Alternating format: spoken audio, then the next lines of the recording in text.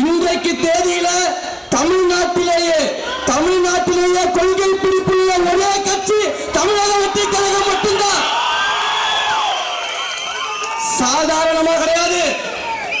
எல்லா கட்சியும் கொள்கைகளை பேரளவுல வச்சிருக்கும் பொழுது பேர் வச்சிய சோறு வச்சியான்ற மாதிரி கொள்கை வச்சிருக்கிய அந்த கொள்கையின்படி நடந்தியான்னு கேட்கக்கூடிய அளவில் இருக்கக்கூடிய கட்சி தமிழக வெற்றி கழகம் கிடையாது. கொள்கையை தன்னுடைய உயிர் மூச்சாக கொண்டு செயல்படும் கட்சி தமிழக வெற்றி கழகம். 5 மாபெரும் கொள்கை தலைவர்கள் சாதாரணமாக கிடையாது.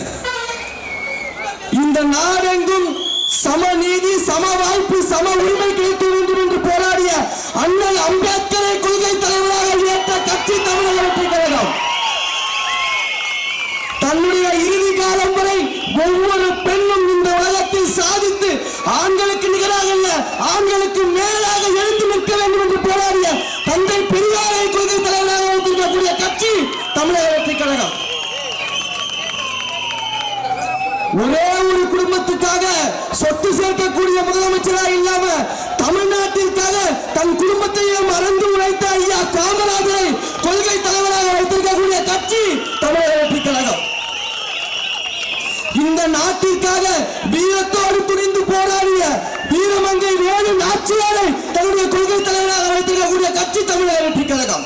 இந்த நாட்டிற்காக எப்பேற்பட்ட தியாகத்தையும் செய்ய தயாராக இருந்த அஞ்சலை அம்மானை கொள்கை தலைவராக வைத்திருக்கக்கூடிய கட்சி தமிழக வெற்றி கழகம். இதுல இன்னொரு முக்கியமான விஷயம், தமிழ்நாட்டிலேயே 2 பெண்களை கொள்கை தலைவராக அறிவித்து காத்திருக்கக்கூடிய ஒரே கட்சி தமிழக வெற்றி கழகம்.